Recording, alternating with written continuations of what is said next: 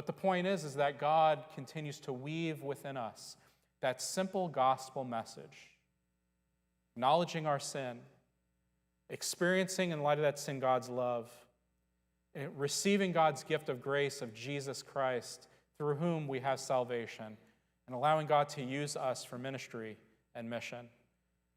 Look, church, if you have an empty seat beside you, the only way to fill it is for you to share the gospel. Look at the rows behind you, maybe some empty sections. The only way to solve it is for you to share the gospel hope. I was wondering this particular past week, as I was back in Georgia, it was for us a bit like returning home. We saw our good friends. We saw some friends at the conference. We went to our old church to dedicate this baby. I was reminded of what it means to feel at home. And I recognized that for all the traveling I do in Florida, there are a lot of places in Florida where they don't see you. Now, they see you, but they don't see you.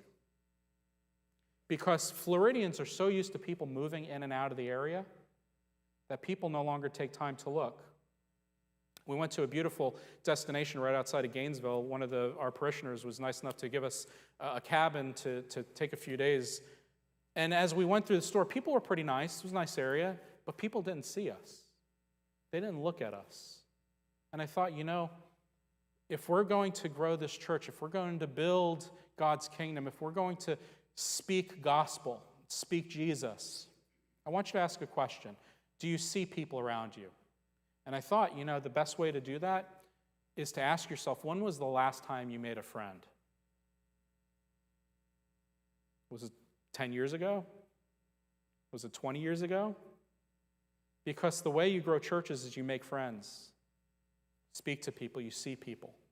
You speak the simple gospel truth. This is such a simple task. But think about your friends and think about what new friends you need to make. Think about the people you need to pray for. Because the empty seat next to you may just be that person that you lead to Christ. May be that person that needs Jesus, that may need to walk through that rhythm of baptism, being reminded that we are dead in our flesh, but alive in Jesus Christ through God's grace. Who needs that simple gospel message today? Make a new friend.